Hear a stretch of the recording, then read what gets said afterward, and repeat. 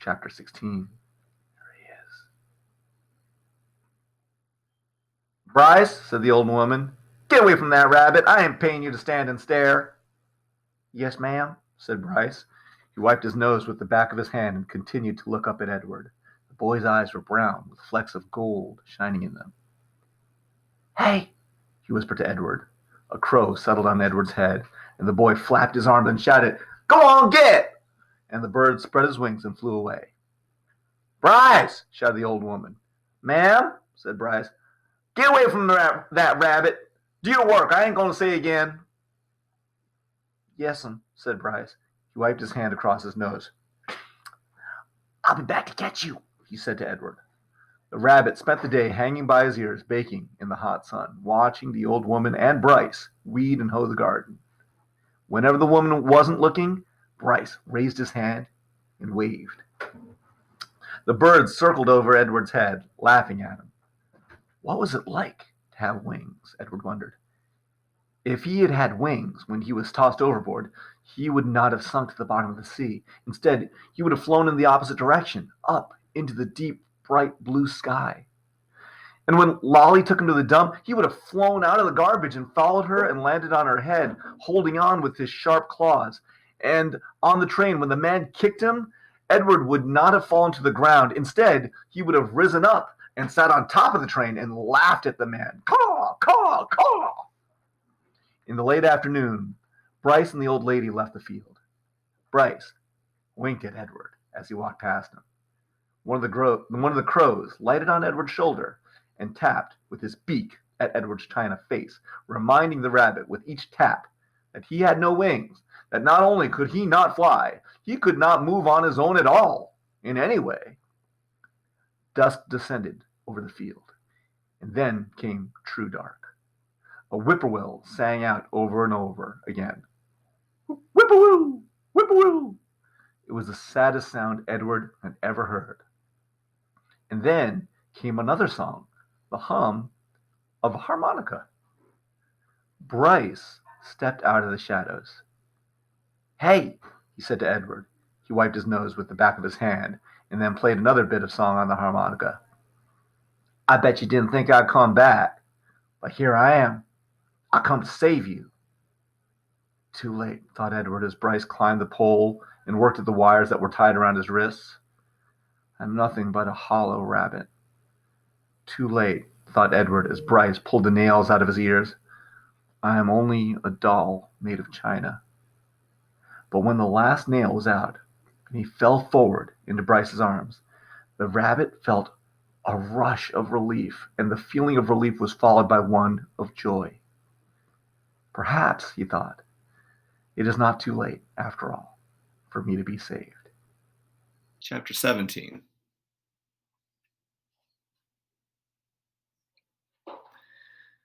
Bryce slung Edward over his shoulder. He started to walk. I come to get you for Sarah Ruth, Bryce said. You don't know Sarah Ruth. She's my sister. She's sick. She had her a baby doll made out of china. She loved that baby doll, but he broke it. He broke it. He was drunk and stepped on that baby's head and smashed it into 100 million pieces. Them pieces were so small I couldn't make them go back together. I couldn't. I tried and tried. Time out. Let's go back to that section. I come to get you for Sarah Ruth. You don't know Sarah Ruth. She's my sister. She's sick. She had a baby doll made out of china. And then she goes, she loved that baby doll, but he broke it. Well, we have to assume that that's not Sarah Ruth. And it's not Bryce, because Bryce would have said, I broke it. Who is he? Who do you think the he is that broke it? The person who broke it was drunk and stepped on that baby's head. Who do you think he is? Go on, you can tell me. Yeah, I think so too. Well, let's find out. Time back in. Go from here. Them pieces were so small I couldn't make them go back together. I couldn't. I tried and tried. At this point in the story, Bryce stopped walking and shook his head and wiped at his nose with the back of his hand. Sarah Ruth ain't had nothing to play with since. He won't buy her nothing. He says she don't need nothing. He says she don't need nothing because she ain't gonna live. But he don't know. Bryce started to walk again. He don't know, he said. Who he was not clear to Edward. What was clear was that he was being taken to a child to make up for the loss of a doll. A doll. How Edward loathed dolls, and to be thought of as a likely replacement for a doll offended him. But still, it was, he had to admit, a highly preferable alternative to hanging by his ears from a post. The house in which Bryce and Sarah Ruth lived was so small and crooked that Edward did not believe at first that it was a house. He mistook it instead for a chicken coop. Inside, there were 2 beds and a kerosene lamp and not much else. Bryce laid Edward at the foot of one of the beds and then lit the lamp. "Sarah," Bryce whispered. "Sarah Ruth, you gotta wake up now, honey. I brought you something." He took the harmonica out of his pocket and played the beginning of a simple melody. The little girl sat up in her bed and immediately started to cough. Bryce put his hand on her back. "That's all right," he told her. "That's okay." She was young, maybe 4 years old, and she had white blonde hair. And even in the poor light of the lamp, Edward could see that her eyes were the same gold-flecked brown as Bryce's. "That's right," said Bryce. "You go on ahead and cough." Sarah Ruth obliged him. She coughed and coughed and coughed. On the wall of the cabin, the kerosene light cast her trembling shadow, hunched over and small. The coughing was the saddest sound that Edward had ever heard. Sadder even than the mournful call of the whippoorwill. Finally, Sarah Ruth stopped. Bryce said, "You want to see what I brung you?" Sarah Ruth nodded. "You gotta close your eyes." The girl closed her eyes. Bryce picked up Edward and held him so that he was standing straight like a soldier at the end of the bed. "All right now, you can open them." Sarah Ruth opened her eyes, and Bryce moved Edward's china legs and china arms so it looked as if he were dancing. Sarah Ruth laughed and clapped her hands. "Rabbit," she said. "He's for you, honey," said Bryce. Sarah Ruth looked first at Edward, and then at Bryce, and then back at Edward again, her eyes wide and disbelieving. "He's yours." "Mine?" Sarah Ruth, Edward was soon to discover, rarely said more than one word at a time. Words, at least several of them strung together, made her cough. She limited herself. She said only what needed to be said. "Yours," said Bryce. "I got him special for you." This knowledge provoked another fit of coughing in Sarah Ruth, and she hunched over again. When the fit was done, she uncurled herself and held out her arms. "That's right," said Bryce. He handed Edward to her. "Baby," said Sarah Ruth. She rocked Edward back and forth and stared down at him and smiled. Never in his life had Edward been cradled like a baby. Abilene had not done it, nor had Nellie, and most certainly Bull had not. It was a singular sensation to be held so gently and yet so fiercely, to be stared down at with so much love. Edward felt the whole of his china body flood with warmth. Wow, instantly.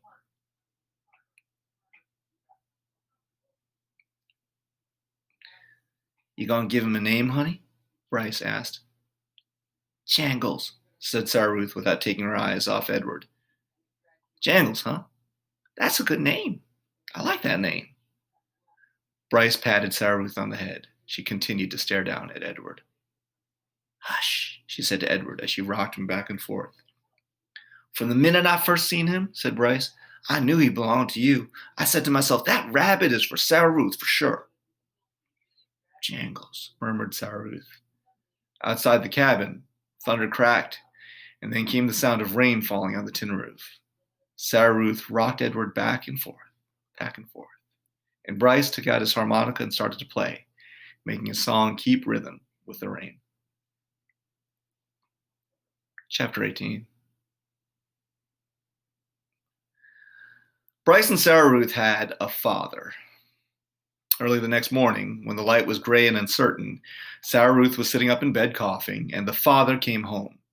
He picked Edward up by one of his ears and said, "I ain't never." "It's a baby doll," said Bryce. "Don't look like no baby doll to me." Edward, hanging by one ear, was frightened. This, he was certain, was the man who crushed the heads of China dolls. "Jangles," said Sarah Ruth between coughs. She held out her arms. "He's hers," said Bryce. "He belongs to her." The father dropped Edward on the bed, and Bryce picked up the rabbit and handed him to Sarah Ruth. "It don't matter anyway," said the father. "It don't make no difference. None of it." "It does so matter," said Bryce. "Don't you sass me," said the father. He raised his hand and slapped Bryce across his mouth, and they turned and left the house. "You ain't got to worry about him," said Bryce to Edward. "He ain't nothing but a bully. Besides, he don't hardly ever come home." Fortunately, the father did not come back that day. Bryce went out to work, and Sarah Ruth spent the day in bed, holding Edward in her lap and playing with a box filled with buttons. "Pretty," she said to Edward as she lined up the buttons on the bed and arranged them into different patterns. Sometimes, when the coughing fit was particularly bad, she squeezed Edward so tight that he was afraid he would crack in two. Also, in between coughing fits, she took to sucking on one or the other of Edward's ears. Normally, Edward would have found intrusive, clingy behavior of this sort very annoying, but there was something about Sarah Ruth. He wanted to take care of her. He wanted to protect her. He wanted to do more for her. Oh, time out. Wow, look at how Edward is changing yet again. And again, what I like to think about is how Edward has gotten worse and worse physically from where he started with Abilene to the point where right now Edward is literally just garbage. He was a scarecrow that was stolen just so Bryce could give it to his sister.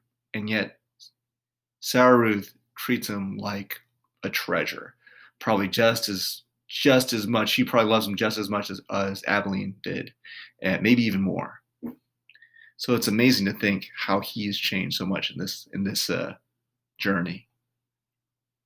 Time back in. He wanted to protect her. He wanted to do more for her.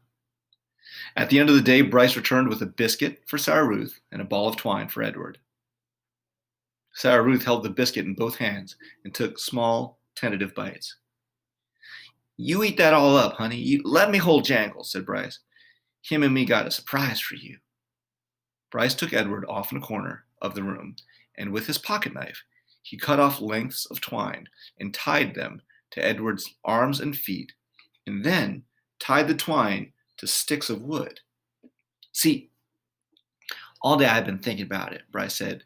"What we're going to do is make you dance. Sarah Ruth loves dancing.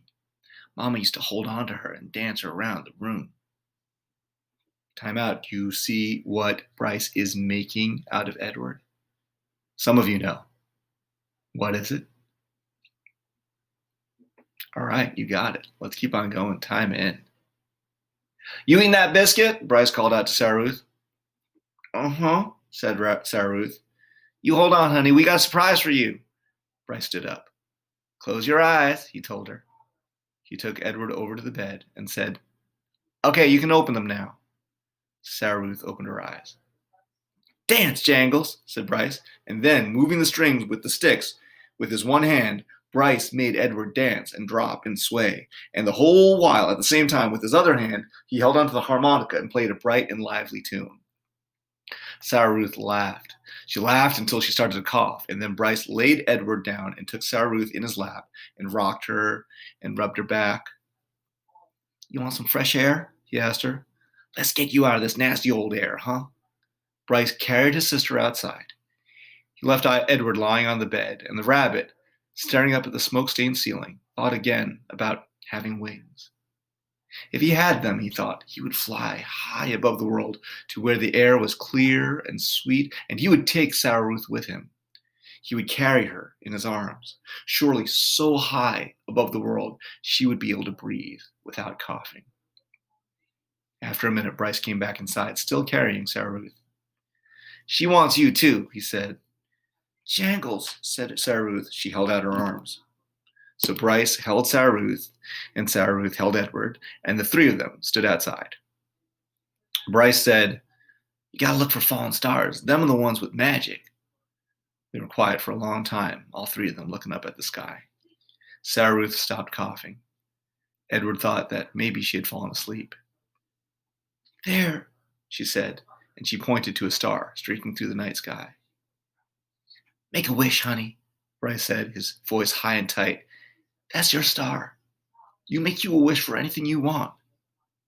And even though it was Sarah Ruth's star, Edward wished on it too. Wow, that is some brother that Bryce is. And I do love that Edward, in so many of his journeys, has gotten to see people who love each other. So he's really gotten to see an example of people who love each other or love dogs, something. So he's had some really great role models for how to love.